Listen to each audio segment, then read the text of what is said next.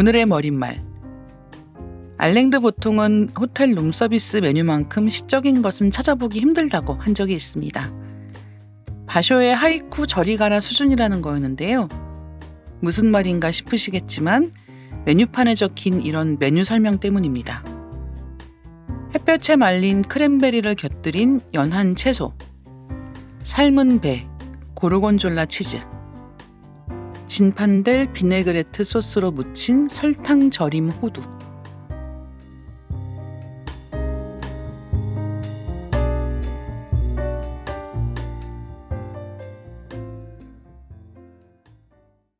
안녕하세요. 리딩 케미스트리에 오신 여러분 환영합니다. 저는 진행을 맡은 이다혜입니다.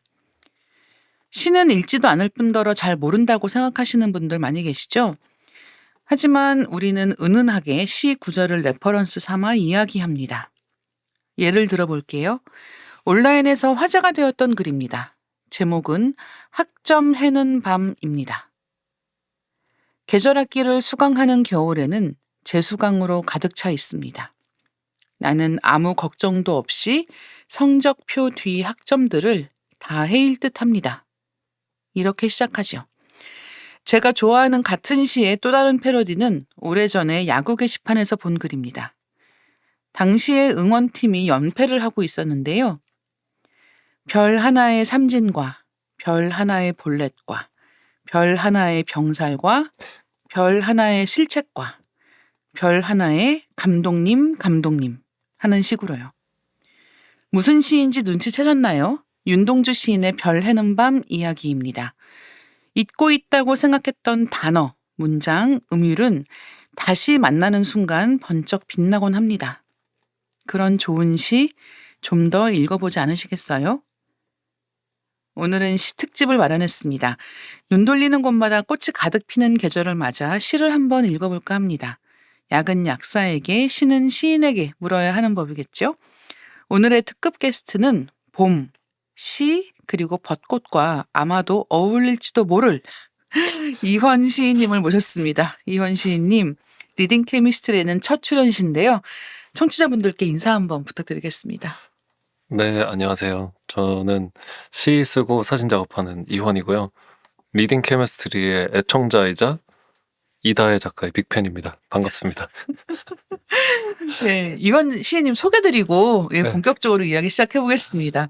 시인이자 사진작가로 활동하고 계시는데요. 번역가로도 활동을 또 하고 계십니다. 시집 양눈잡이, 산문집 눈에 덜 띄는, 서간집 고상하고 천박하게 등을 쓰셨고 끝내주는 인생을 비롯한 책에 사진으로 참여하셨습니다. 최근에 배우자인 이슬아 작가님하고 이탈리아 다녀오신 걸로 알고 있거든요. 어느 도시 다녀오셨는지 또 어떤 일로 다녀오셨는지 말씀해 주세요. 이탈리아 이야기를 하기 앞서서 제가 좋아하는 이다혜 작가님의 신간이 나왔거든요. 아, 네. 영화의 언어. 네. 저희 배경마트 놓고 슬아 작가가 번갈아 가면서 너무 즐겁게 읽고 있다고 감사하다는 말씀을 먼저 전하고요. 감사합니다. 네, 영화를 좋아하시는 분들, 영화에 관심 있으신 분들 꼭 한번 읽어보시면 좋을 것 같고, 저희는 이탈리아에서 피렌체 그리고 프랑스의 안시, 파리에 다녀왔습니다. 이슬아 작가가 피렌체 국제도서전에 초청받아서 저는 번역과 통역 그리고 응원단장으로 다녀왔습니다. 다녀오시면서 사실 짧은 기간 다녀오신 것이 아니라 여행도 겸해서 여러 도시를 또 다니신 걸로 알고 있거든요. 네네. 네, 다니시면서 사진도 많이 찍으신 것 같고 좋은 추억들이 많지 않았을까 생각이 드는데 어떠셨어요? 사진들은 아이폰으로 많이 찍고 이번 여행에서는 카메라를 별로 많이 쓰지 않았어요. 이번 여행할 때는 좀 예외적으로 시를 많이 썼는데 제가 사실 요즘 시택이거든요. 시인이지만 좀 시와 소원해지고 있는 것 같아요. 우리 오늘 시 얘기하는데요.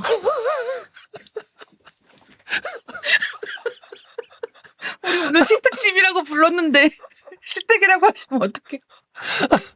그래서 고민이 됐어요. 너무 반가운 수업이고 제가 애청하는 리딩 케미스트리인데 게다가 이다혜 작가님 나와야 되지 않겠습니까? 그런데 시택이어서 좀 고민을 했지만 여러분들과 함께 이 위기를 잘 돌파하면 좋지 않을까. 그쵸. 그런 마음으로 왔습니다. 아니 시를 많이 쓰기도 하고 사진을 찍기도 하고 이런 여행이라는 게 사실 너무 좋을 것 같기도 하거든요. 낯선 풍경을 보면 맞아요. 확실히 자극되는 게 있잖아요. 맞아요. 낯선 풍경을 많이 만났기 때문에 쓰고 찍게 되는 것도 있는데 이번 여행의 목표는 아무것도 하지 않고 그냥 걸어 다니기, 잘 보고 관찰하기였거든요. 그러니까 보고 관찰하는 행위에 좀 목적을 두다 보니까 초반에는 진짜 너무 지루해지더라고요. 아무 아웃풋도 하지 않고 계속 인풋만 맞아요. 하는 것이 좀 낯선 거예요. 그게 서울의 속도에 익숙해져서 그런지 좀 지루한 상태로 있다가 프랑스 안시에 갔을 때 우리나라보다 호수나 공원가에 어린이들하고 나와 있는 가족들이 되게 많은 맞아요. 거예요. 그 가족들을 보는데 특히 어린이들이 막 뛰어다니는 걸 보는데 저들을 향해서 시를 쓰고 싶다는 생각이 갑자기 들더라고요. 한국에서는 잘 가져보지 못했던 생각인데 그래서 그때부터 시를 쓰기 시작했고 그 시를 모아서 이제 이번에 연재를 하려고 하고 있어요. 이게 참 신기한 게 너무 바쁘게 살다 보면 그러니까 해야 한다라고 생각하는 건 있는데 하고 싶다라는 것 자체가 잘 자극이 안 되는 일이 많은 것 같아요. 맞아요. 네, 그래서 내가 뭘 좋아하는지도 잘 기억이 안 나고 그냥 빨리 해야 되는 것, 지금 당장 해야 되는 것만 쳐내면서 보내는 시간이 있는데 지금 말씀해 주신 것 같이 그냥 아웃풋을 하려고 하지 않고 그냥 나한테 들어오는 것들을 충실하게 받아내다 보면은 어느 순간 아, 나 이런 거 해보고 싶어가 자연스럽게 좀 자극되는 느낌 같은 게 있어서 그게 굉장히 여행의 좋은 점이 아닌가 생각을 하게 되는 거예요. 그런 시간이었던 것 같네요. 그랬던 것 같습니다. 다혜 기자님도 쳐내는 감각이 더 지배적이지요. 그렇죠. 일상이 아무래도 이제 뭐 일하는 것들 중심으로 일정이 돌아가다 보니까 제가 여행을 좋아하는 이유도 지금 말씀하신 그런 것 때문인 거예요. 예, 그래서 보통 뭐 이를테면 식사 메뉴를 정할 때에도 집에 있을 때는 뭐 지금 시간이 얼마가 있으니까 이렇게 정하잖아요. 맞아요. 지금 내가 몇 시에 나가야 되는데 지금 뭐 40분 있으니까 뭘 해먹을 순 없어. 맞아요. 그러면은 그냥 뭐 꺼내 먹을 수 있는 거를 간단하게 뭐 두유 먹자. 그럴 뭐. 때 꼭 서서 먹는다. 그죠? 왜 마음이 급해? 약간 지하철 안에서 뛰고 있는 사람 같은 심정인 거죠. 맞아요. 내가 지금 먹고는 있지만 이미 몸은 반쯤 현관에 있는 맞아. 이런 상태가 돼가지고 되게 마음이 급한 때가 많은데 여행 가서는 이제 뭐 먹을까 생각을 하면 정말 0부터 시작하거든요. 그 고민을. 그래서 뭐 어떤 메뉴를 먹을까, 어떤 식당 가야 될까 이런 것들에 대해서 훨씬 더 이렇게 열어놓고선 생각을 하니까 이제 이렇게 하다 보면은 아, 내가 진짜 뭐 하고 싶지? 뭐 먹고 싶지? 뭐 보고 싶지에 대한 생각을 처음부터 좀 하면서 자극되는 게 있고 맞아요. 그러다 보면은 약간 신선한 감각 같은 게 돌아오는 느낌이 들어서 그게 여행의 가장 좋은 점이 아닌가 생각이 들고요. 작품 활동도 꾸준하게 이어오고 계시는데 올해의 계획을 좀 들어보면 어떨까 하고요. 아까 잠깐 시 연재에 대한 말씀도 해주셨잖아요. 우선 단기적으로는 4월 6일부터 내 안의 어린이에게라는 시 연재를 시작하게 됐고 오랜만에 구체적인 독자를 상정하고 이제 쓴 시들을 모아서 발표하는 것이라 조금 떨리기도 하고 뭔가 쓰면서 새로워질 거라는 예감이 들어서 그게 좀 좋기도 해요. 2월에는 보스토크에서 사진집이 출간될 예정이고 사진 산문집이긴 한데 이번에는 좀 기존에 내던 책보다는 큰 기성출판의 판형보다는 사진집의 판형에 가까운 책으로 나올 예정이라 많이 읽어주셨으면 좋겠고 다혜 기자님께서 좋아해 주셨으면 좋겠고 네. 이제 매의 눈으로. 매의 눈으로 하반기에는 문동 시인선에서 나올 시집을 작업하고 있고 이야기 장수와 아침달에서 나올 산문집을 작업하고 있습니다. 아니 엄청 바쁘시잖아요. 잘 맞춰야 하는 것들인데 맞힐 거라고는 이야기가 일단 마음은 그렇다. 마음은 네. 마음은 네. 그렇죠. 마음은 언제나 아시잖아요. 네. 그렇죠. 마음대로 됐으면 우리가 네. 무슨 세상에 고민이 있겠습니까? 네, 그러니까요. 네. 자, 본격적으로 오늘의 이야기 네. 들어가기 전에 네. 헌 작가님께서 특별히 준비해 주신 시가 있다고 들었거든요. 네. 네. 아무래도 봄에 읽고 싶은 시 특집이다 보니까 제가 쓴 시집 중 양눈잡이라는 시집이 밀리 소재에 등록돼 있거든요. 그 중에 한 편을 읽어드리고 싶어서 가지고 왔습니다. 네. 한번 읽어보겠습니다. 4시 50분. 단체 여행 가는 악몽을 꾸었다. 버스에서 우리는 일사불란하고 혼자. 휴게소로 가는 길은 복사되고 붙여지고 복사되고 붙여지고 계속 태어나는데 몸을 자꾸 나누는 돌과 산의 옆구리. 그것이 입은 그물 드레스와 4시 25분까지 돌아오세요. 잠에서 깨면 몸을 접었다 펴고 화장실에 가고 감자를 사고 덮을 옷을 찾고 처음에는 우리도 여기로 올 줄 몰랐어. 모두 잘 때 잠들지 않은 사람이 휴게소에 내려 돌아오지 않는다. 수백 마리 개미가 무리지어 부지런히 하나의 집을 짓는다. 실은 각자의 집을 짓는 것. 나는 개미였던 적이 없고 그럴수록 화창하게 웃어. 어울리지 않는 사람들 사이에서 멀미를 참는다. 밖은 화창하고 돌아오지 않을 걸 알면 잘해주는 게 쉽다. 3가지 소원을 들어주고 다시는 돌아오지 않는 진이. 4시 50분에 고속도로를 한참 달리다 누군가 묻는다. 그분 어디 가셨지? 주소를 모르기 때문에 집을 외워버리는 사람이 복사되고 붙여지고 복사되고 붙여지고 복사되고. 아니, 약간 봄에 어디 놀러 가려고 고속버스 타고 나가는 느낌이고, 네. 마지막에는 약간 귀신 얘기 같이 끝나네요. 정확합니다.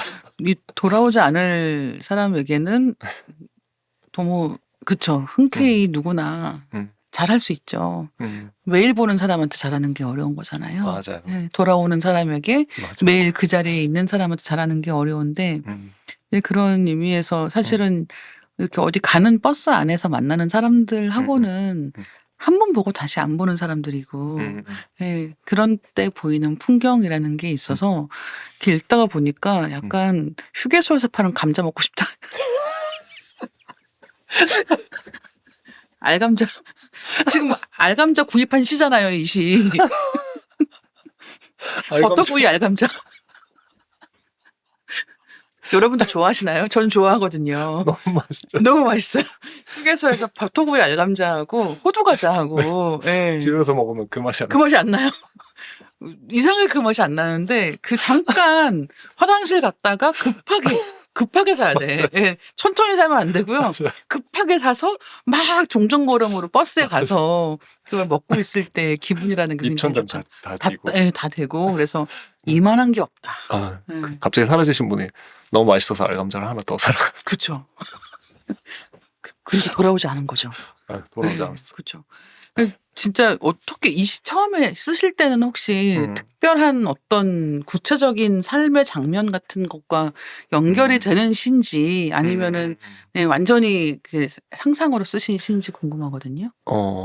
상상으로 쓴 시긴 하지만 저는 언제나 단체 여행을 갔을 때에 도망가고 싶은 기분이 한 번씩 들더라고요.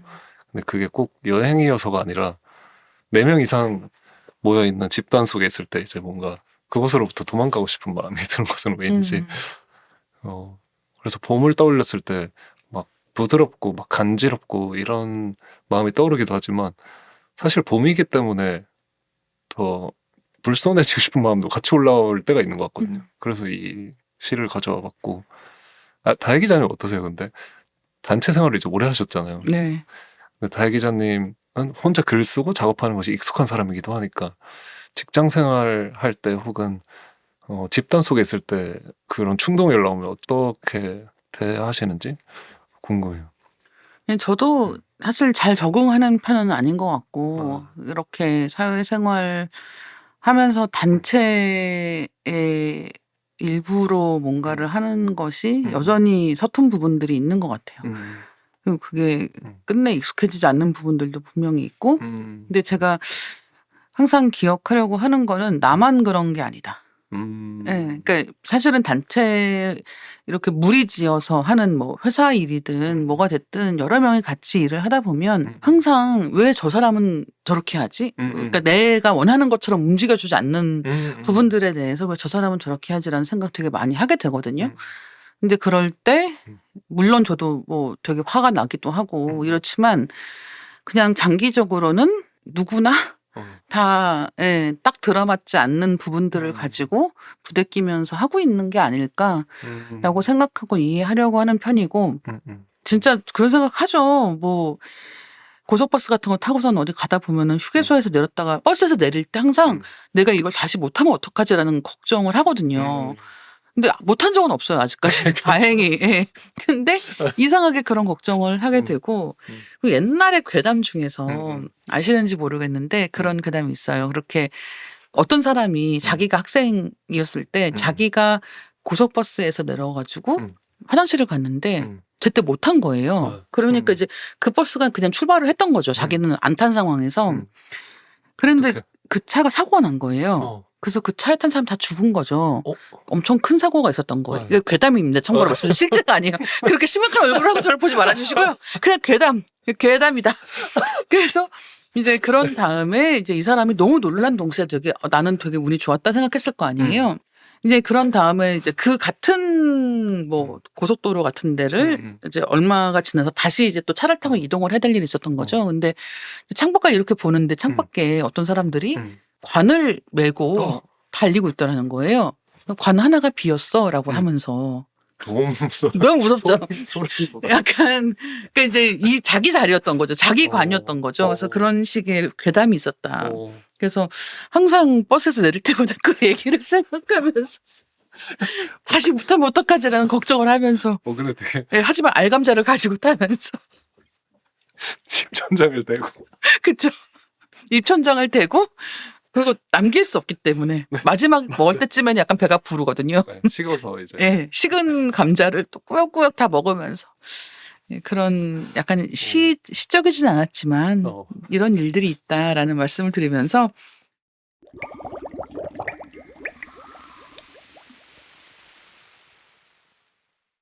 오늘은 봄에 읽어야 하는 시 특집입니다. 이환 작가님이 추천하시는 시집들과 더불어 제가 추천하는 시집을 묶어 총 3권의 시집에 대한 이야기를 해보려고 하는데요. 시가 낯선 분들을 위해 산뜻한 분위기로 이야기를 나눠보려고 합니다. 이환 작가님이 추천해 주실 첫 번째 시집은 여세시 시인의 휴일에 하는 용서입니다. 이 시집을 골라주신 이유가 뭘까요? 아무래도 저한테 봄은 몸으로 뭔가 하고 싶은 일이 많아지는 시간인 것 같거든요.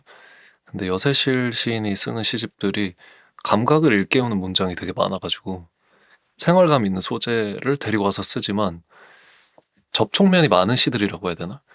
그러면서 환상적인 시선으로 이어지기도 하고 발을 땅에 잘 붙인 채로 어딘가로 이동하고 갑자기 사라지고 이런 느낌들이 있어가지고 되게 좋아하는 시집이고 그리고 시집 속에 있는 화자들이 마냥 착하지만은 않아요. 그 점이 좀 좋은 것 같아요. 뾰족한 것 같지만 뭔가 중요한 이야기를 하고 있고 제가 그런 화자들을 잘 못 데리고 와서 그런지 그런 시를 쓰는 시인들을 보면 좋고 부럽고 그래요. 그래서 이 시집을 한번 가져와 봤습니다. 지금 말씀해 주신 게 시집 읽는 방법 중에 하나라는 생각이 들거든요. 그러니까 이것이 누군가의 목소리라고 생각을 하고 이 말하는 사람은 어떤 사람인가를 생각해 보는 거죠. 이제 그렇게 생각을 하고 이 시를 읽다 보면은 이 시는 참 약간 못된 말 하고 있는데 예. 아니면 이 시는 되게 다정한데 여러 가지 이 시의 언어를 말하는 누군가의 성격 같은 것을 그려보게 되는 경우가 있는데 그것도 시를 읽는 하나의 방법이고 또 그게 드러나는 부분들이 어떤 시어를 쓰는가 맞아요. 하는 것과 관계가 있는 것 같아요. 음. 그래서 그냥 시집마다 읽고 나서 남는 단어들을 떠올려 음. 보면은 이 시인이 이 시집에서 자주 쓰는 단어 혹은 음. 좋아하는 표현들의 어떤 음. 그런 색깔이 비슷하다고 해야 되나? 맞아요. 약간 그 퍼컬 같은 게 퍼스널 컬러 같은 어. 게 있는 거예요. 퍼컬. 그래서 그런 느낌으로 볼 때가 어. 있는데 음. 예. 그래서 되게 재밌는 말씀이다라는 생각이 듭니다. 맞아요. 화자들이 어쨌든 시편마다 존재하는 화자들이 다 다른 사람들인데 권 단위로 작가님 말씀하신 것처럼 읽고 나면 이 화자들이 비슷한 데서 왔나? 음. 그리고 어떤 단어들 그리고 이미지들이 이렇게 중첩되면서 그 사이에서 화자 안쪽에 혹은 바깥쪽에 있는 그 시인의 목소리를 또 떠올려 보게 되는 게 좀 재미있는 것 같아요. 맞아요. 그래서 다정한 시를 되게 많이 쓴 시인을 만났는데 그렇게까지는 살갑지 않은 경우를 볼 때 좀 좋기도 하잖아요. 그쵸. 어, 맞아요. 생각보다 서늘하시네. 예. 좋다. 그리고 되게 서늘한 시를 썼는데 너무 다정해서 놀랐던 경우도 있고 그런 감각이 좀 좋은 것 같아요. 맞아요. 음. 헌 작가님이 가장 소개해 주고 싶은 시가 있다면 한 편 낭독을 들어보면 어떨까 생각을 하고 있는데요. 어떤 시를 읽어 주시겠어요? 제가 읽어드리고 싶은 시는 묘미라는 시입니다. 우선 같이 읽고 이야기를 또 나눠보면 좋을 것 같아요. 묘미, 여세실. 미워하는 사람이 미움받는 사람보다 부지런하잖니. 물방울 떨어지는 소리가 복도를 통과하고 있다. 진짜. 봤어? 방금. 어디? 영원하다는 말을 믿을 수 있을 것 같아. 복도를 가리켰을 때 친구들은 복도 끝에 뭐가 있는지 한참을 들여다보다가 서로의 어깨를 털어주며 뛰어나갔다. 아무도 없는 교실에 들어가 사물함 위에 줄지어 놓인 찰흙 조각들을 오래 들여다보았다. 자기 미래의 모습을 빚어보세요. 비행기가 사라질 때까지 지켜보았다. 내가 가리킨 건 햇볕이 투과되고 있는 복도였는데 햇볕은 찰흙을 굳히고 있다. 내가 알고 싶은 미래. 내가 알 수 없는 미래. 먹을 수 있는 것과 먹고 싶은 것. 우리가 빚어놓은 건 아무리 봐도 잡채말이, 김밥, 오징어 순대? 나를 빚은 사람도 궁금할까? 뭉개진 찰흙은 자신을 뭐라고 부르는지. 이목구비를 달아주면 금세 입을 뗄 것만 같아서. 점점 말라가는 찰흙과 걸어오고 있는 미래는 쫀득해, 미래는 고소해. 두 동강 났다. 하루에 한 가지씩 선행을 하기로 마음먹는다. 어제는 일기를 쓰다가 나를 안았다. 이 시를 골라주신 이유도 말씀을 해주시면 좋을 것 같아요. 이 시를 골랐던 이유 중 하나는 봄이 되면 학생이었던 시간이 좀 떠오를 때가 있어요. 학교라는 구체적인 장소에서 이제 일어나는 대화들이 있는데 너무 오래전이라 그 대화들이 잘 매만져지지 않다가 어느 순간에 갑자기 이렇게 밀려있는 시간처럼 한 번에 찾아올 때가 있더라고요. 근데 학생일 때의 감각을 생각해보면 되게 희뿌했던 것 같아요. 엄청 생동하고 굉장히 뜨거운 시기였지만 내가 지금 무엇을 느끼고 있고 내가 누구인지 내가 앞으로 어떻게 달라지고 싶은지 그런 생각들이 다 불투명한 시기였던 것 같아요. 근데 그 시절의 마음을 내가 언어화 해본 적도 없고 그 경험을 어딘가에서 다시 이제 겪어보는 게 좀 어렵다고 느꼈는데 이 시가 그 시절의 어떤 상태를 너무 잘 보여주고 있는 것 같아서 그때로 돌아가게 하는 힘이 있는 것 같아서 근데 왜 그럴까요? 그 청소년일 때 특히 좀 위태로운 감각이 있잖아요. 그렇죠. 음, 항상 그 10대 때 생각을 하면 음. 부모님이 고생했겠는걸. 이런 생각 진짜 많이 하거든요. 근데 그때는 제가 부모님 때문에 고생한다고 생각했는데 맞아요. 근데 돌아보면은 음, 그때 나는 좀 힘든 애였다라는 사실을 음, 생각할 때가 있고 제가 지금 음, 낭독하시는 걸 듣다가 너무 좋았던 데가 뭐냐면 음, 그 햇빛이 차력을 굳히고 있다는 음, 대목이거든요. 음, 그 바로 다음에 미래 얘기가 음, 나와요. 음, 근데 저는 예를 들면은 많은 분들이 시집을 읽으실 때 음, 이렇게 뭐라고 할까요? 캐치프레이즈 같은 한 음, 문장을 찾으시는 경우가 되게 음, 많거든요. 음.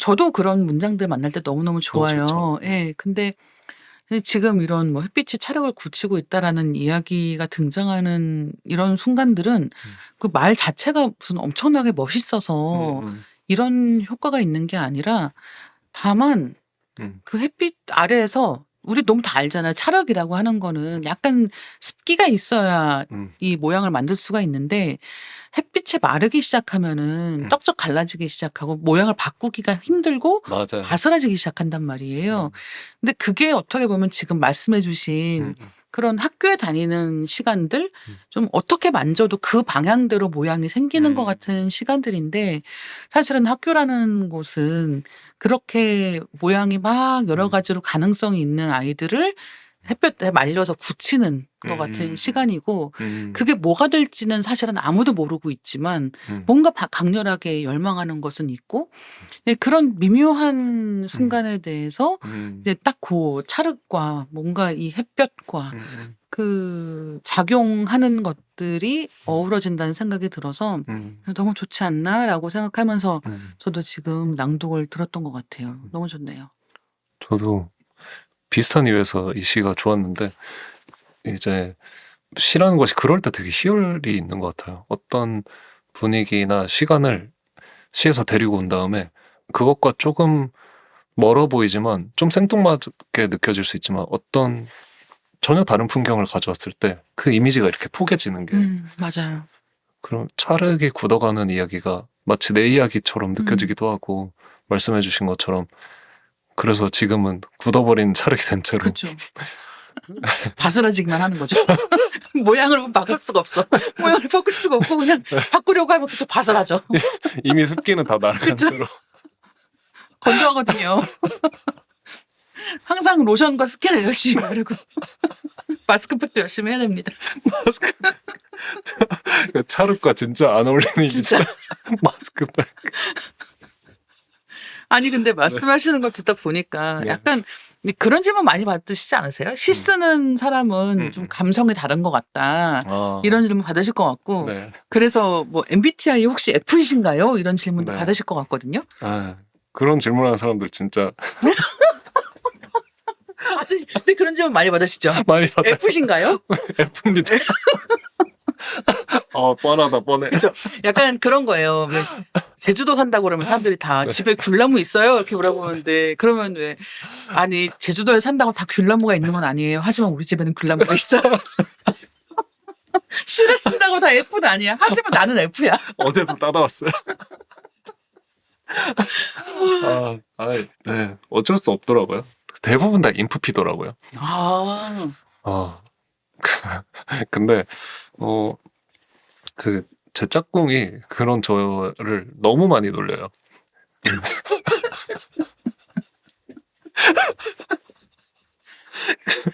어, 제가 좀 눈물이 많은 편인데, 언제 한번 뭐라 그랬지? 수도꼭지라 그랬나? 틀면 나오는 거죠. 그래서 그거랑 이제 시인으로서의 자아를 섞어서 놀리니까 이게 언제부턴가 자기 검열을 자꾸 하게 돼서 거짓말. 거짓말. 근데 이 얘기를 하고 좀 민망한 게 저희 눈에 덜 띄는 북독했을 때도 네. 그때 또 울었더라고요. 제가. 네. 우셨죠. 어, 근데 모든 무대에서 이렇게 우는 것은 아닌데 어쨌든 짝꿍이 계속 시인인 것에 대해서 감성적인 인간인 것에 대해서 계속 놀리니까 이제 누가 어디 가서 시인이시잖아요 라고 말하면 놀리는 거예요? 아니에요. 아니죠. 인프피라는 것에서 뭔가 약간 의욕을 느끼기는 하지만 놀리는 건 아니죠. 근데 너무 제스처가 놀리는 거 아니에요. 다혜 기자님은 어떻게 되세요? MBTI? 저는 완전히 그 전형적인 T형 아, 인간이고요. 그렇군요. 그래서 음.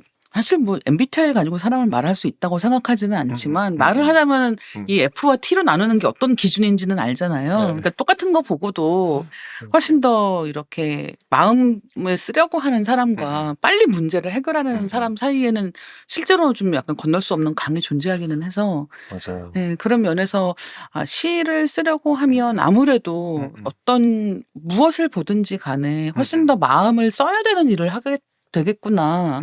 라는 생각이 드니까 이제 F가 아닐까라고 생각하게 되는 거죠.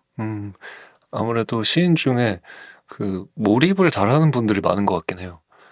근데 역시 이것을 FT로 나누기는 어렵다는 생각이 드는 게, 다혜 기자님도 제가 아는 사람 중에 몰입력이 되게 뛰어나신 분 같거든요.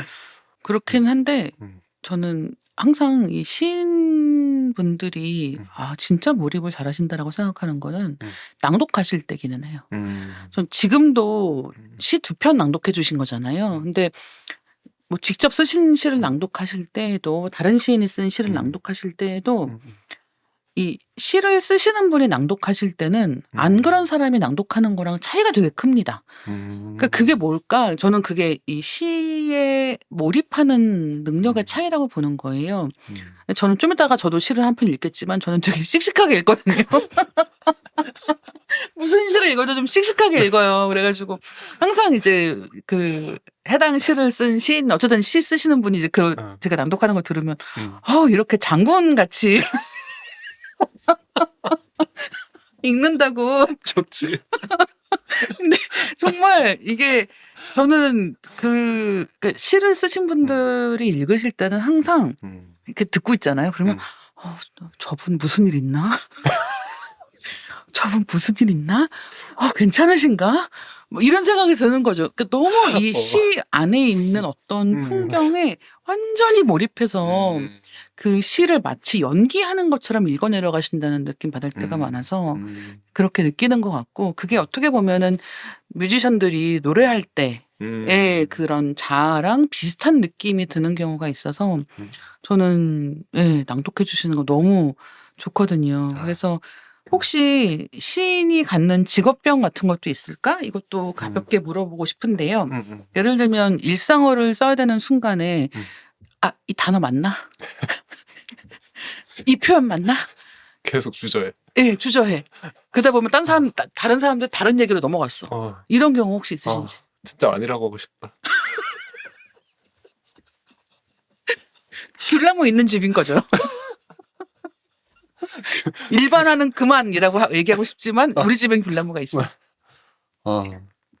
그 단어를 고르느라 말하기가 느려진 제가 너무 싫어서 이거 약간 시인병인가 그렇게 생각했는데 그냥 근데 시간이 더 지나고 보니까 그냥 제가 느린 거기도 하더라고요. 타국 생활도 오래 했는데 타국 생활할 때도 이게 내가 지금 모국어랑 떨어져 있어서 모국어가 많이 소실돼서 그렇다. 한국에 가면 빨라질 것이다 이렇게 생각을 했는데 저런 아니었던 거죠. 한국 가도 느리더라고요. 이게 뭔가 개인의 기질도 있는 것 같고. 저 그래서 너무 신기해요. 다혜 기자님 같은 산문가이자 기자이자 달변인 사람들. 그냥 정돈된 채로 문장을 시작해서 그냥 문단 단위로 너무나 정돈되고 정갈한 말하기를 그냥 끝내버리는. 어떻게 그게 가능한 겁니까? 저도 사실은 잘 못하고요. 저희 다 편집으로 만들어주시는 거예요. 아니시잖아요. 행사에서도 너무 편집 안 해주시면 엉망진창이다. 일단 제가 소개해드리고 싶은 시집 이야기로 넘어가 볼까 하는데요. 네, 좋습니다. 저는 안미옥 시인의 온이라고 하는 시집을 소개해드려 보겠습니다. 저는 이 제목부터 되게 좋아하는데요. 한글로 온이라고 적혀 있습니다. 이 온이라고 하는 단어는 전부라는 뜻이기도 하고 온전하다라는 뉘앙스를 풍기기도 하고 또 따뜻하다라는 뜻처럼 보이기도 하고 영어로 온이라고 쓰면 불이 켜진 모습을 연상시키기도 합니다. 사실 그 모든 것이라고도 말할 수 있는 시집이고요. 제가 이 시집을 봄에 읽어야 하는 시로 소개하는 이유는 제 생일이 봄에 있는데요. 이 시집에 있는 생일 편지라는 시를 좋아하기 때문입니다. 그러니까 순전히 개인적인 이유 때문에 이 시집을 거의 10년째 봄마다 읽고 있습니다.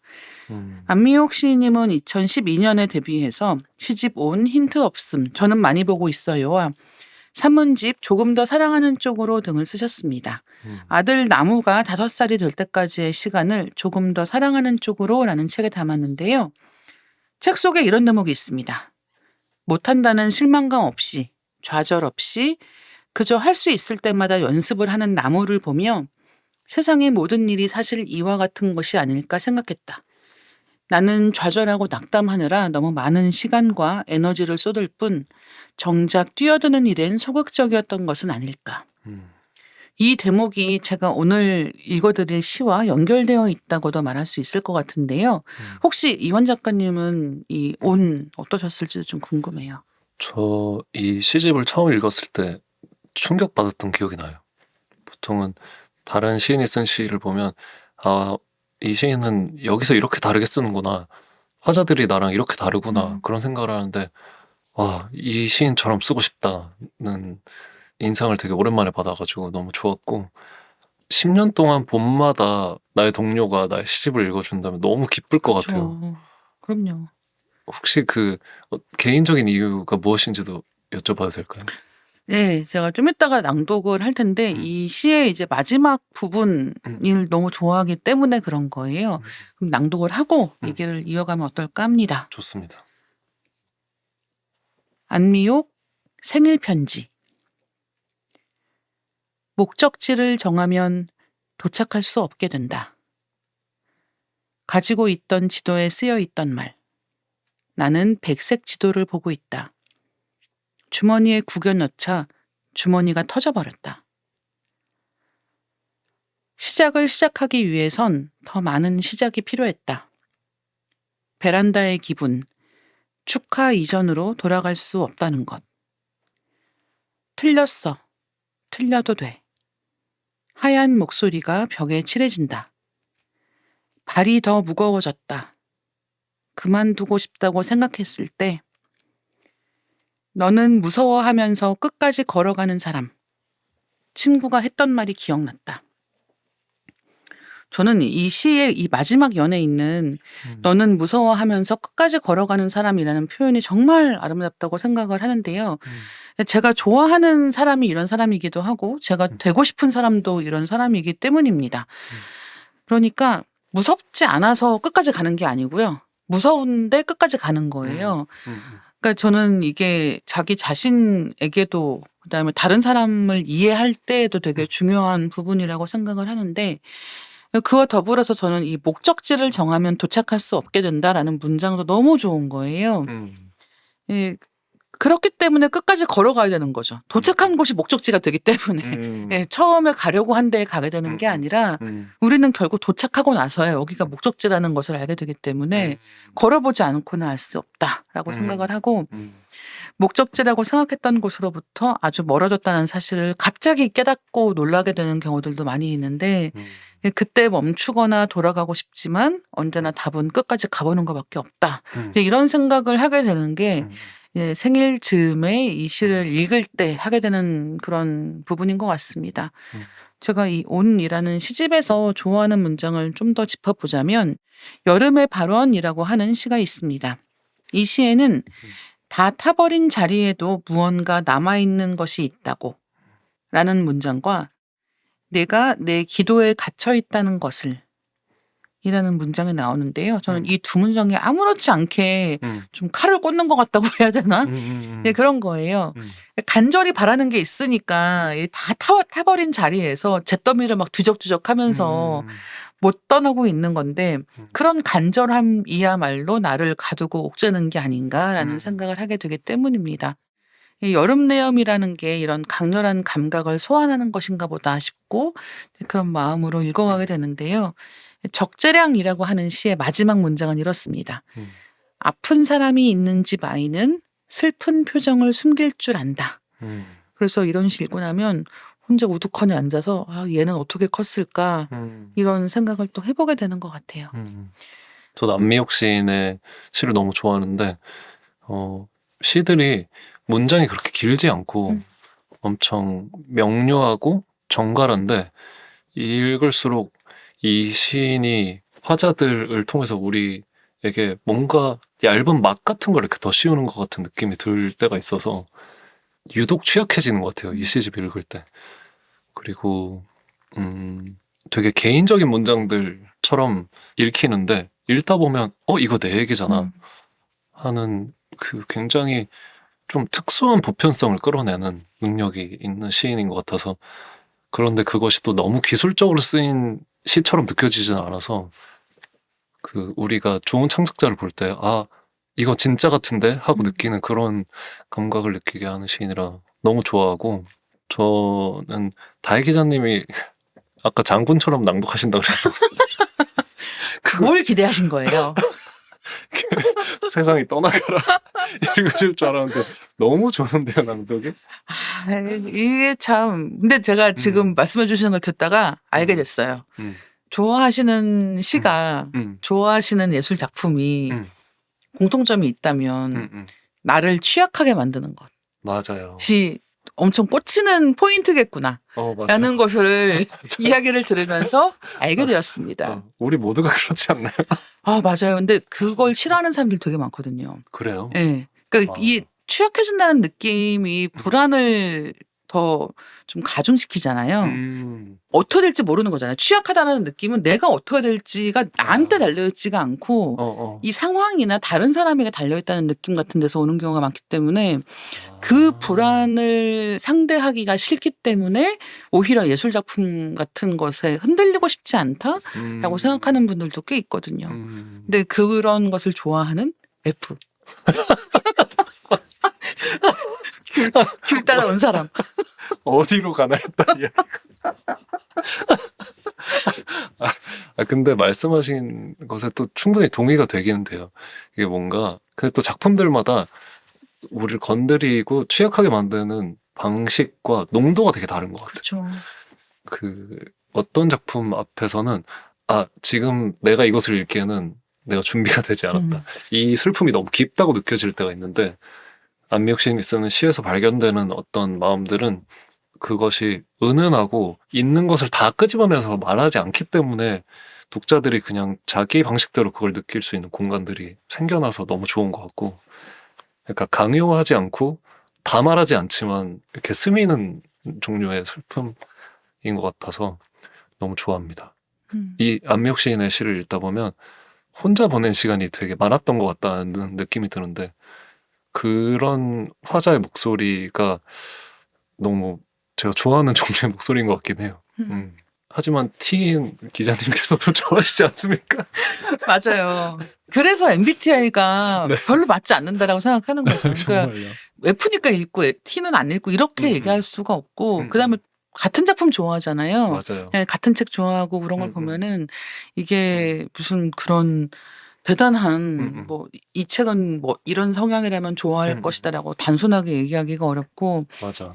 그리고 이 시에 등장하는 표현들이나 아니면은 시가 보여주는 풍경 같은 것들을 자기가 얼마나 궁금해하는가라고 하는 게 사실은 그 시를 잘 읽어낼 수 있는가를 결정짓는 데는 되게 중요한 부분이라는 생각이 들거든요. 맞아요. 그래서 이제 이번에 여쭤볼 거는 시를 감상하는 방법에 대한 거거든요.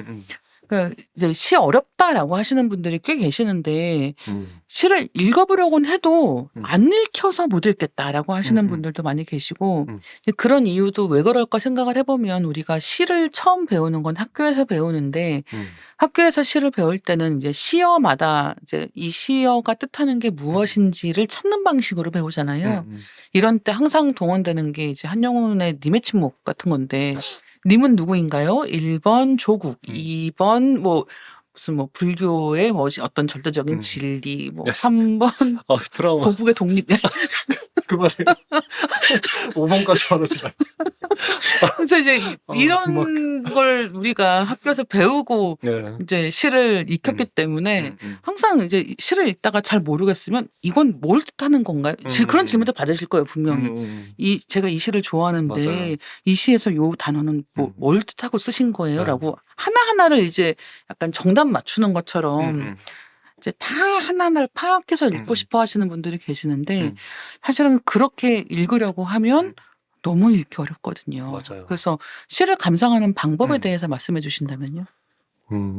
저도 시가 어렵게 느껴질 때가 있는데요. 시는 우선 시에 대한 오해를 저희가 바로잡고 가면 좋을 것 같은 것이 시는 독해의 대상이어야 할 필요는 없다.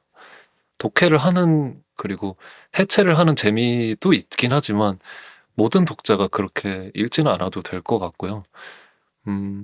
이것이 조금 전 저희가 나눴던 대화하고도 연결이 되는 것 같은데 이 시는 너무 개인적이야. 이 시에서는 슬픔의 농도가 너무 짙어서 지금 이 화자를 내가 만나고 싶지는 않아. 정도의 만남이라고 이제 생각해 주시면 조금 더 마음이 가벼워질 것 같아요. 조금 비유를 해서 설명을 해드리자면 저희가 친구 집에 놀러 가잖아요. 친구 집에 집들이를 가면 그 집의 구조를 이해하려고 하진 않잖아요. 그냥 그 그쵸. 집에 들어가서 이 집은 식탁이 한가운데 있구나. 이 집은 식기가 많구나. 거실을 최대한 비워뒀네. 그런 것들을 그냥 보고 느끼고 그대로 이제 받아들이려고 하잖아요. 그렇죠. 그걸 바꾸려고 하지 않죠. 바꾸려고 하지 않고. 근데 이제 같은 집에 들러도 그 각자가 집중하는 부분들이 너무 다르단 말이죠. 네. 누군가는 식기에 꽂혀서 식기를 계속 들여다보고 누군가는 가구에 집중할 테고 누군가는 이 집이 얼만큼 가득 차 있는지 그런 것들을 자연스럽게 느끼면서 돌아다닐 텐데 우리가 시를 좀 그렇게 만나면 좋겠다는 마음이 있는 것 같아요. 경험하고 탐닉하고 그런 것이 별게 아니라 그냥 그 앞에 서서 그 우두커니 내 앞에 놓인 것들을 지켜본다. 그리고 내 안에서 일어나는 마음들을 잘 살핀다. 그냥 그 정도가 각자가 시를 좋아하는 방식을 계속 새로 발견할 수 있는 방법인 것 같아요. 평소에는 가구에 관심이 없던 사람도 이 집도 가보고 저 집도 가보고 했을 때 나는 생각보다 소파와 전등의 모양에 관심이 많구나. 그래서 처음에는 이미지만 좋아서 시를 읽었던 사람들도 생각보다 내가 문장의 배치와 단어의 순서를 어떻게 썼는지가 나한테 중요하네? 그렇게 새로운 기쁨을 알게 되는 것 같기도 하고 어떤 사람은 그냥 그 집의 전체적인 분위기, 그 집이 만들어내는 공기 같은 것만으로 또 가고 싶다는 생각이 들 수도 있는 거잖아요. 그리고 어떤 질감의 공기를 그냥 만드는 시들이 좋기 때문에 계속해서 그 시인의 작품을 사는 경우도 있는 것 같고 이게 정확히 대칭적인 비유는 아니지만 어쨌든 우리가 이해하고 독해하는 것보다는 그냥 느끼고 드리는 대상으로서 시를 대하면 좋을 것 같다는 생각입니다. 그리고 중요한 조건은 시 한 편을 읽더라도 나한테 충분한 시간을 허락해 주는 거인 것 같아요. 우리가 누군가의 집에 놀러 가서 3분 만에 나오진 않잖아요. 그렇죠. 3분 만에 나온다고 생각하면 빨리 훑는데 급급해지겠죠? 집에 놓인 것들을 충분히 살피는 시간뿐만 아니라 그것들을 내가 어떻게 내 안에 배치하고 싶은지 어떻게 이것을 받아들이고 또 오해하는 부분이 있다면 어떻게 질문하고 싶은지를 충분히 누리려면 시 읽는데 시간을 충분히 할애하시는 게 좋지 않나? 그런 생각도 해보고 있습니다.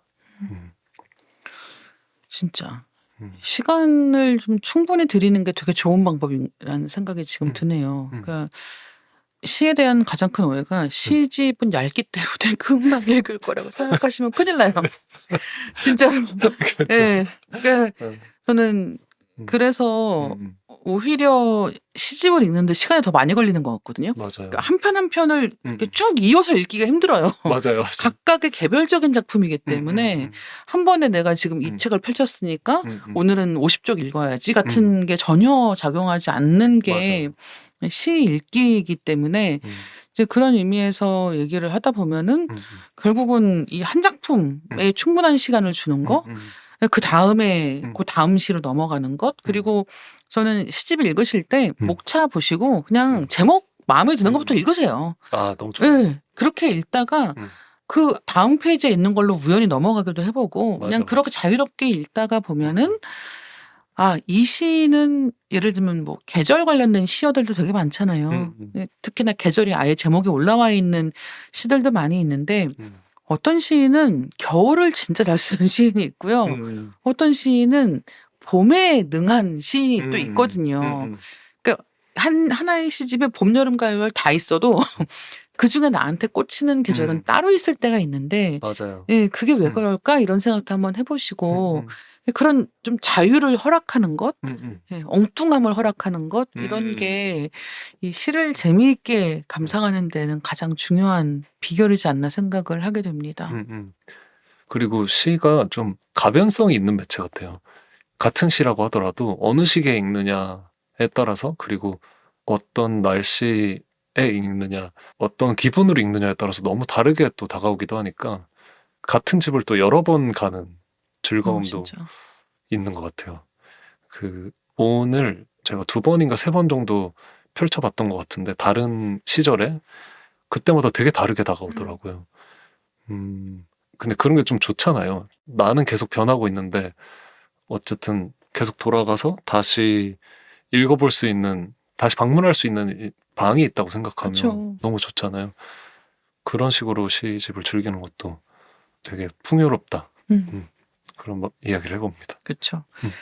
양눈잡이에 자주 방문하시는 분들이 많이 계시면 좋겠다라는 생각을 하면서 다음 시집도 기다리고 있겠습니다. 너무 감사합니다. 마지막으로는 이원 작가님이 추천하고 싶은 시집 식물원을 소개해 보겠습니다. 이 시집을 골라주신 이유는 무엇일까? 예, 말씀해 주시면 좋겠습니다. 유진목이기 때문이다. 그죠.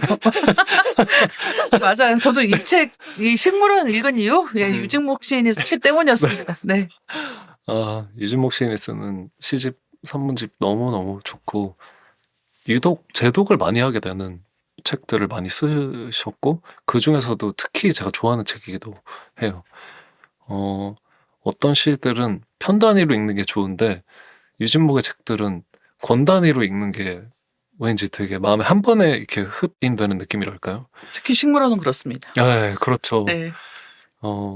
유진목 시인이 쓰는 산문집들과 좀 닮은 데가 있다고 느꼈고, 한 번 시집을 펼쳤을 때, 한 번 어떤 책을 펼쳤을 때 이것을 나눠서 읽기에는 그 경험이 온전하지 않다는 걸 이렇게 예감하게 되는 책들 있잖아요. 그런 책이어서 좀 들고 와봤습니다.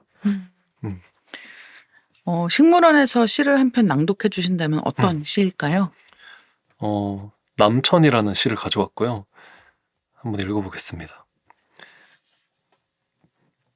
남천에 있을 때 그는 잊지 못할 거라는 생각은 하지 않았다.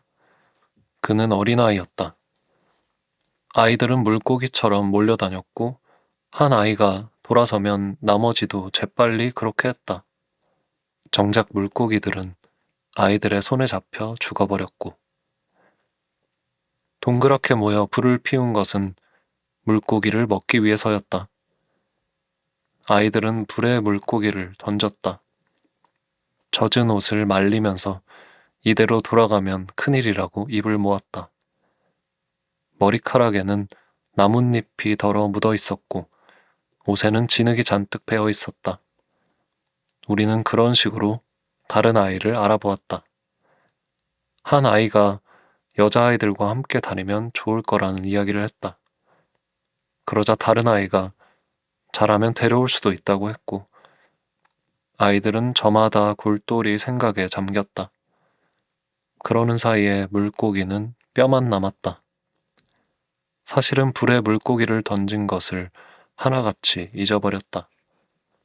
살아남은 물고기들은 강에 따라갈 수 없는 곳으로 숨어버렸다. 가을이면 남천에는 붉은 열매가 가득 열렸다. 아이들은 집으로 돌아가는 길에 열매를 따서 아무데로나 던지며 놀았다. 먹어도 되는 것인지는 의견이 분분했다. 한 아이가 입에 넣고는 죽는 신용을 했다. 목을 움켜쥐더니 무릎을 꿇고 쓰러졌다. 다음 날이면 한 아이가 사라졌고 그 다음 날에는 또 한 아이가 사라졌다. 그러면 처음 보는 아이가 그 자리에 있었다. 아이들은 그렇게 마지막까지 한 아이로 남았다. 내일도 나올 거지? 그는 고개를 끄덕였다. 너무 좋다. 너무 좋죠. 너무 좋아요.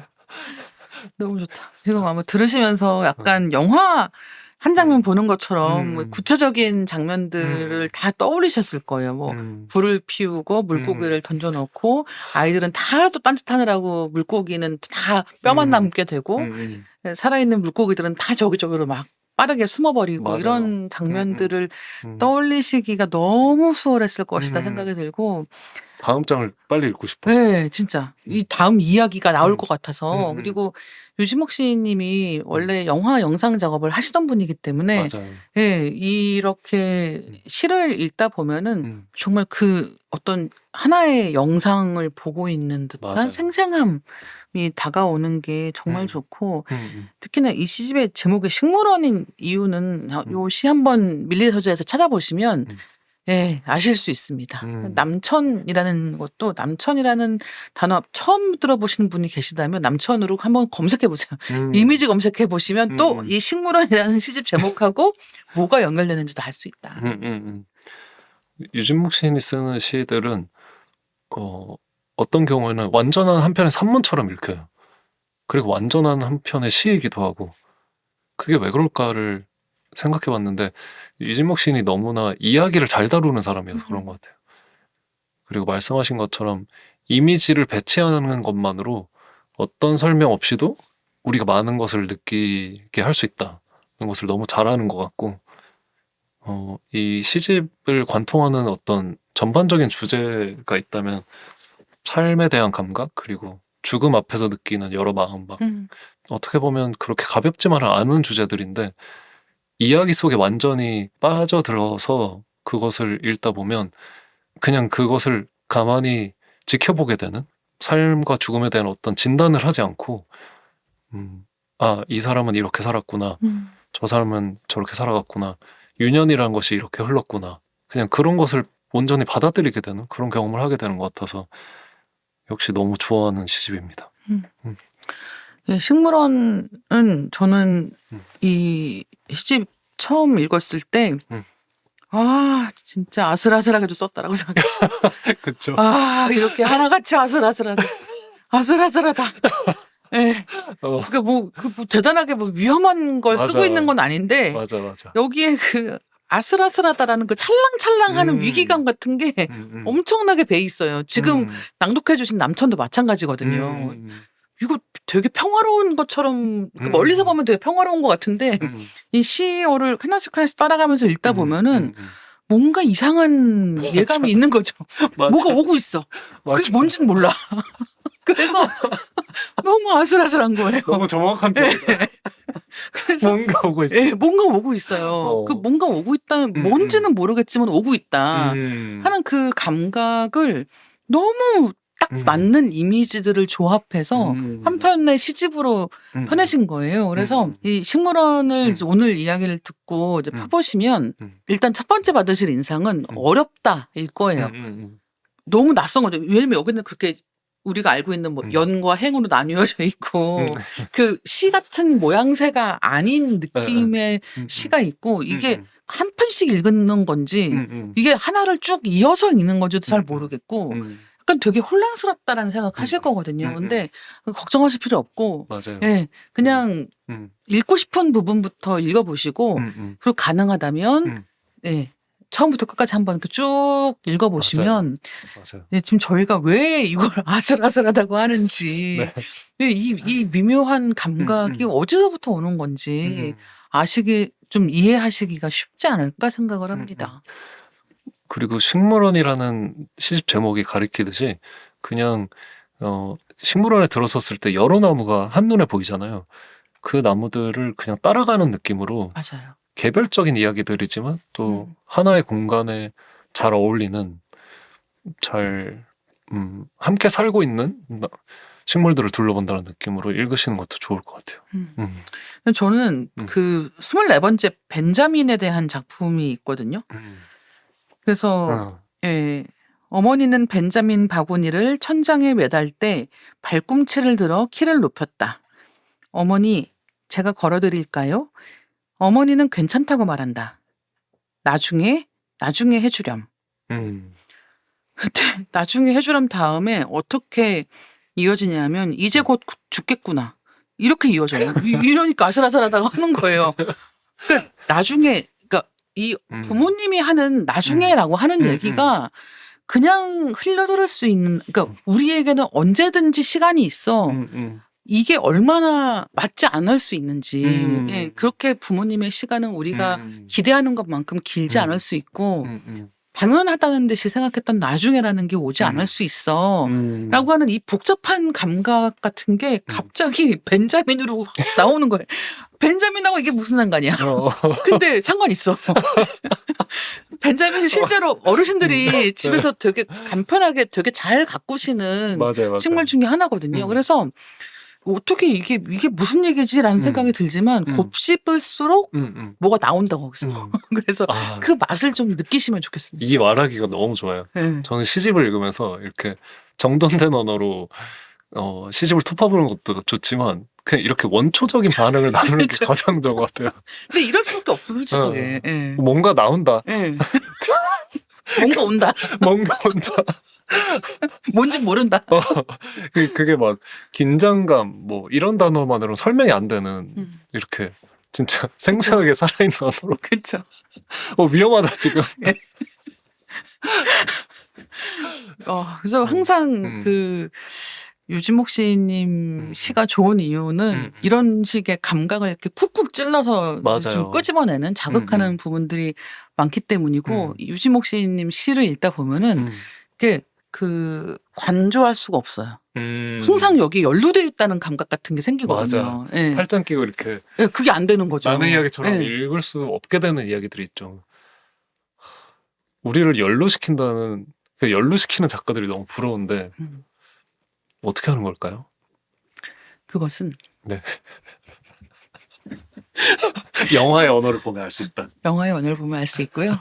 그리고 어떻게 보면 그 읽는 사람들이 거리감을 두지 않게 글을 쓰려면 사실은 이 글을 쓰는 사람도 그 거리를 없애고 써야 되는 것 같아요. 근데 사실은 글을 쓴다는 작업은 항상 그 자기 안에 있는 것들 객관화시켜서 재고 맞아. 따지는 과정이기 때문에 맞아. 이 거리를 좁히기가 사실 생각만큼 쉽지 않거든요. 그 거리를 충분히 두어야 이게 멋있게 보이게 만들 수 있기 때문에 더더욱 그런 것 같은데 가끔씩 어떤 작가들은 정말 뭐라고 할까요? 이렇게 한여름에 막 이제 상하기 직전에 완전히 익은 수박을 가지고 나와서 아스팔트에 집어 던지는 것 같이 쓰는 시인들이 있거든요. 와, 정말. 네, 그러면 정말 막 그 수박 냄새 너무 달아서 진짜 이제 지금 당장 먹지 않으면 내일 못 먹을 것 같은 그런 복숭아나 수박의 그런 엄청 달큰한 냄새 같은 게 진동을 하고 그다음에 여기에 파편들은 막 튀어 있어서 치우기도 쉽지 않고 그리고 난장판 이런 느낌이 있는 거죠. 근데 이런 상황에서는 이렇게 멀리서 눈으로만 볼 수는 없는 거예요.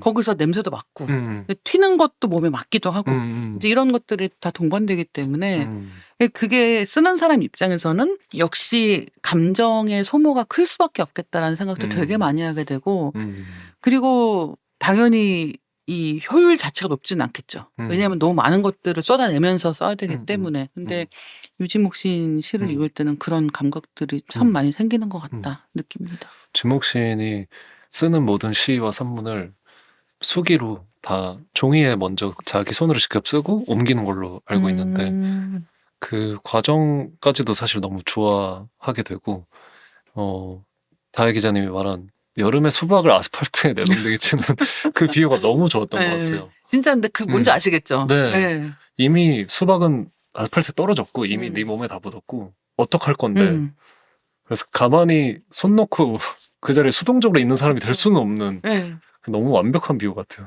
그래서 진짜 이런 얘기 들으면은 아 그래? 나도 손으로 쓰면 되는 거 아닐까?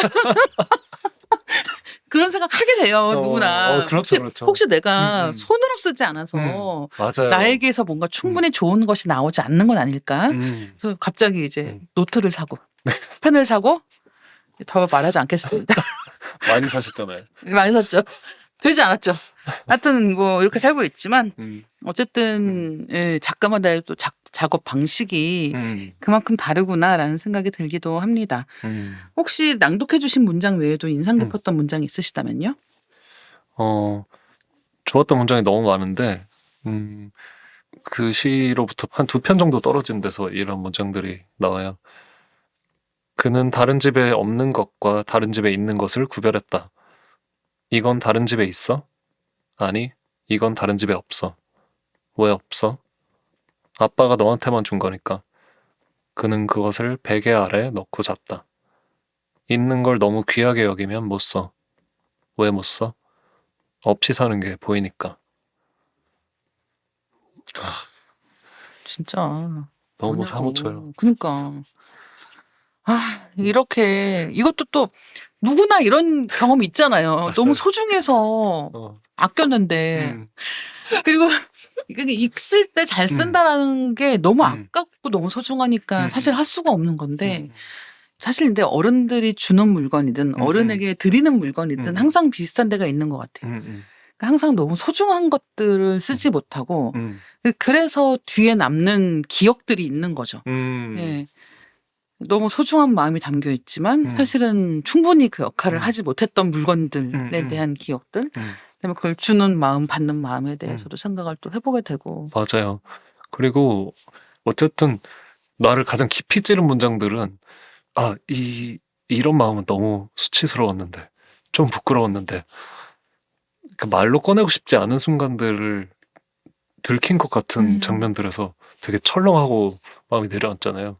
그런 문장들이 수두룩하다, 이 시집에. 맞아요. 그게 아까 다혜 작가님이 말하신 그 거리감에 대한 이야기인 것 같기도 하고, 음, 이미 수박이 온몸에 튀어서 젖은 채로 그 다음, 그걸 묻힌 채로 음, 그 다음 이야기를 향해서 뚜벅뚜벅 그쵸. 걸어가는 어떤 유진목 작가의 힘인 것 같기도 하고. 음.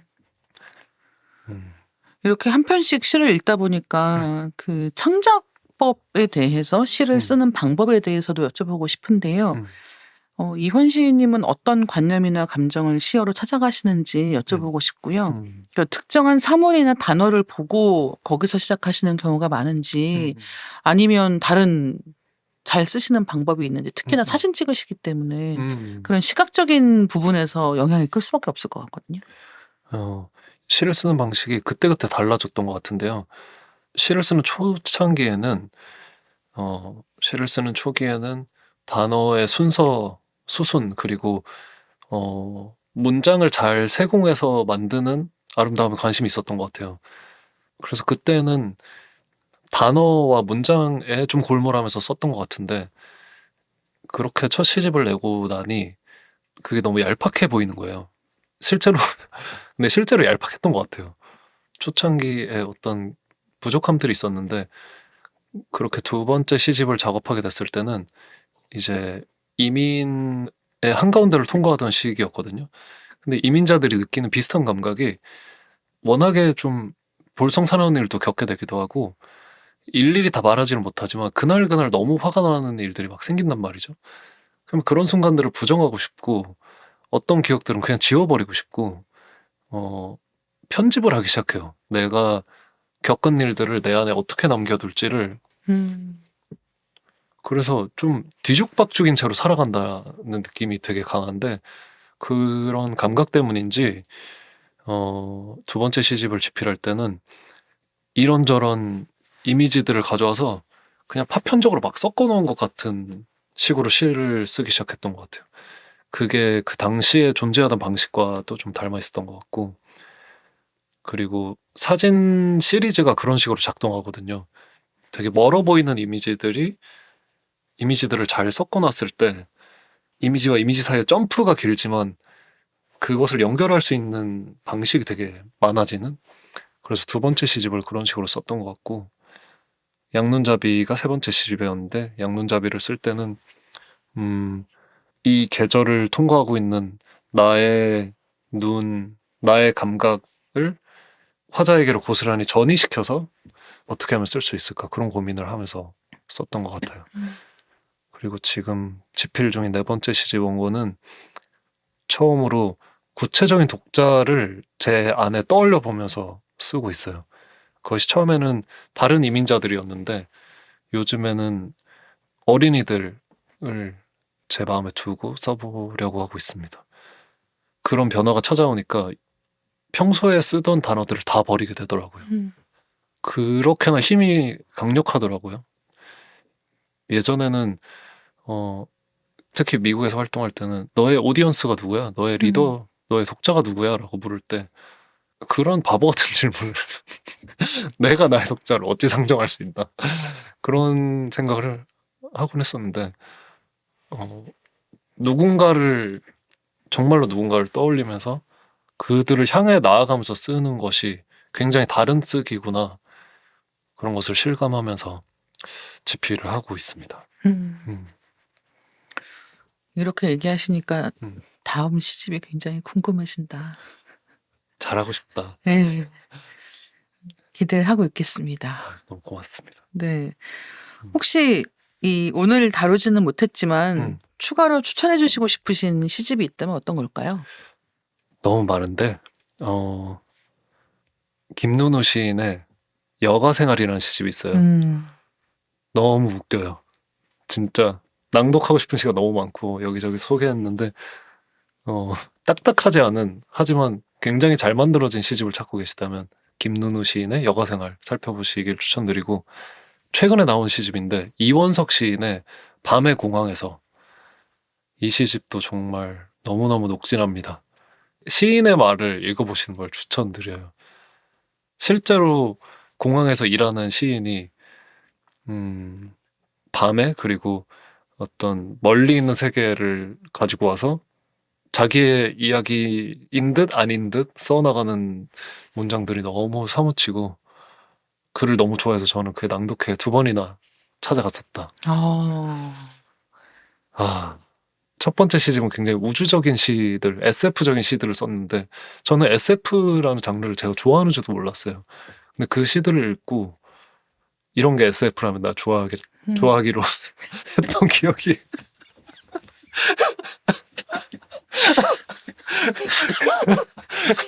그리고 그 이후로 실제로 조금 더 좋아하게 된 것 같아요. 아니 근데 지금 네. 소개해 주신 작품들이 다 그렇지만 그러니까 시를 정말 그 학교에서 배운 거 기준으로만 아직도 생각하고 계시는 분들께 말씀을 드리면 그 시가 왜 막 진지해야 시 같다고 생각하시는 분들 되게 많거든요. 뭔가 장중하고 막 심각하고 막 이래다는 생각하시는 분들 많은데 사실은 시 이렇게 읽다 보면은 진짜 웃긴 시도 있고요. 그럼요. 네, 진짜 막 너무 웃기다고 생각하게 되는 시들도 있고, 그러니까 다 각각이에요. 뭐 말씀해 주신 SF 요새 SF 느낌의 시어들 쓰는 시 되게 많거든요. 우주 나오는 시가 진짜 많아요.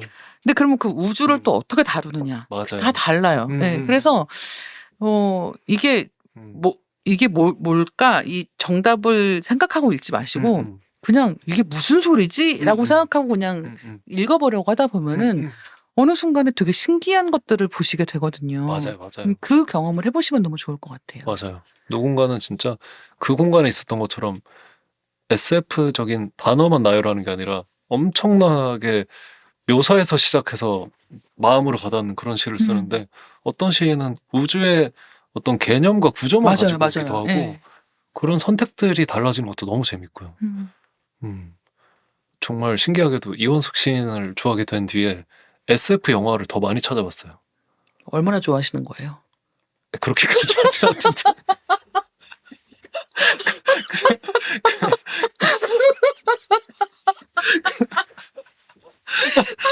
되게 네. 어쨌든 굉장히 취향이 이제 확고해진 지점에서 그 무언가를 찾아보게 만들 만큼 그 정도의 불꽃을 만드는 게 진짜 이 시인 힘이 대단하다는 생각을 그쵸. 했던 것 같아요. SF 좋아하시죠? 저는 좋아하죠. 네. 좋아해서 이제 시 읽다가 이제 그런 느낌의 단어들을 쓰거나 전개가 그렇거나 이제 이런 순간들이 올 때 너무너무 좋고 근데 진짜 뭐 어떤 시가 좋다라는 걸 단일하게 얘기할 수가 없다는 게 시의 제일 큰 매력이에요. 맞아요, 예, 맞아요. 뭐 이런 시가 좋아 이런 게 없고 좋은 시가 좋아요. 요 세상에 좋은 시가 너무 많다. 맞아요. 계속 쓰고 있고 계속 나오고 있고 맞아요. 여러분들이 무엇을 찾으시든 간에 그런 시는 반드시 있다. 그러니까 그 믿음을 잃지 마시고 쭉 읽어가시면 좋겠다는 생각을 항상 하게 됩니다. 마지막 질문인데요. 시를 계속 써나가게 하는 동력이 있다면 무엇일까요? 시를 쓰는 이유가 계속해서 달라졌던 것 같은데 어제 안 그래도 이 이야기를 짝꿍과 잠들기 전에 이제 이 이야기를 했었는데 요즘에는 시를 왜 쓰는지 잘 모르겠다는 생각이 들었어요. 처음에는 내 안에 있는 목소리가 너무 뜨겁고 그것을 받아 적고 싶고 그리고 내가 몸으로 행하지 못했던 것들을 막 새롭게 살아보고 싶어서 써보기도 하고 다시 살고 싶어서 쓰기도 하고 그런 시간들이 지나갔는데 요즘에는 내가 궁금해했던 대상들과 사람들에게 가까이 가고 싶어서 써보려고 하고 있는 것 같아요. 그들을 이를테면 저는 어린이들에 대해서 잘 몰라요. 어린이들이 저로부터 먼 존재들이라고 생각을 하면서 살아왔는데 시간이 지나면서 그들이 가지고 있는 세계가 제가 생각했던 것과 너무 다르고 그들이 너무 또렷하고 분명하고 내가 세계의 한 부분을 진짜 모르고 살았다는 생각이 들어서 그들을 향해서 쓰면서 배우고 또 그 사이로 들어가고 싶다는 생각으로 쓰고 있는 것 같아요. 다혜 작가님은 시 쓰고 싶은 마음 없으세요? 없어요. 저는 읽는 것으로 충분합니다. 예, 읽는 것으로 충분하고 너무 좋은 시가 이미 많이 있기 때문에 저는 항상 읽는 것으로 충분하지 않은가 생각을 하고 있어서 천만의 말씀 만만의 공덕 저는 시를 쓰고 싶은 생각은 하지 않고 있다. 너무 단호했나요? 하지만 진실이랍니다. 그래서 정말 이 어떤 것들은 너무 좋아하니까 직접 해보고 싶을 때도 있잖아요. 근데 저는 시를 너무너무 좋아하기 때문에 오히려 잘 쓰시는 분들이 잘 써주시는 시를 즐겁게 읽는 것으로 제 소임을 다하겠다. 이미 하고 계신 일들이 많으니까. 근데 전 다혜 작가님 낭독이 되게 좋았어요. 감사합니다. 제가 원래는 되게 더 씩씩하게 읽는데 오늘은 또 시인님하고 같이 녹음을 하고 있기 때문에 약간 더 신경 써서 읽어봤고요. 다음에는 장군처럼도 한번 장군처럼 한번 낭독하는 자리가 있으면 한번 읽어보겠습니다. 오늘 이번 작가님과 다양한 이야기 나눠봤는데요. 벌써 마무리할 시간이 되었습니다. 오늘 어떠셨나요? 오늘 너무 재밌었습니다. 그냥 모여서 수다 떠는 것처럼 이야기 나눠서 진짜. 그리고 그 시에 대해서 정돈되게 공유하고 뭔가를 나누는 것도 좋지만 그냥 이렇게 우리가 이야기하면서 살았으면 좋겠다는 생각이에요. 뭔가 찰랑찰랑하다. 뭔가 온다. 뭔가 온다. 그럼. 정말 우리가 너무 하평의 문화에 찌들어서 그런 것을 검열하고 다 이렇게 저희 안에서 배제하잖아요. 근데 그 긴박감 뭐 이런 단어가 아니라 너무 불안해. 진짜 약간 생생한 이런 것이야말로 생동하면서 진짜 시를 읽는 방식이 아닌가 생각이 들고 우리가 저는 다혜 기자님이랑 만날 때마다 느끼는 건데 다혜 기자님의 말하기가 저 너무 좋거든요. 저희 이렇게 말하니까 되게 많이 만난 사람 같잖아요. 오늘이 한 3번째나 4번째쯤 되지 않나요? 한 번 만날 때마다 이제 제가 느끼기에 진하게 만나서 다혜 기자님의 어떤 공적인 사적인 말하기 둘 다 너무 좋아하는데 사람들마다 그 사람의 말하기가 갖는 버릇도 있고 힘도 되게 다르고 톤도 되게 다르잖아요. 그래서 저는 사실 누군가 말하는 걸 지켜보는 걸 되게 좋아해요. 듣는 걸 되게 좋아하는데 그런 것이 필연적으로 모든 시집에서 드러날 수밖에 없다고 생각하거든요. 그 시인의 목소리가 있기 때문에 다 다르게 말하는 인간들이 시에서는 또 어떻게 달라지는지를 다 즐기면서 조금 더 가볍게 여러 집에 그냥 놀러 가듯이 그렇게 읽어주시면 좋겠다는 생각을 했고요. 이런 자리 있다면 또 불러주십시오. 네. 너무 재밌었어요. 너무 재밌었습니다. 네. 그래서 다음에 또 어떤 시 음. 쓰실지 기쁜 마음으로 더 기다리게 되는 이야기가 아니었나 생각을 하고 있습니다. 음. 끝까지 들어주신 독자님들 너무 감사합니다. 오늘 소개해드린 시집들은 밀리의 서재에서 만나실 수 있습니다. 듣고 계신 플랫폼에서 댓글 또는 리뷰로 리딩 케미스트리에 대한 의견 많이 남겨주시면 저희가 확인하고 소개해드릴 수 있도록 하겠습니다. 리딩 케미스트리는 매주 월요일 업데이트됩니다. 다음 월요일에 만나요. 감사합니다. 고맙습니다.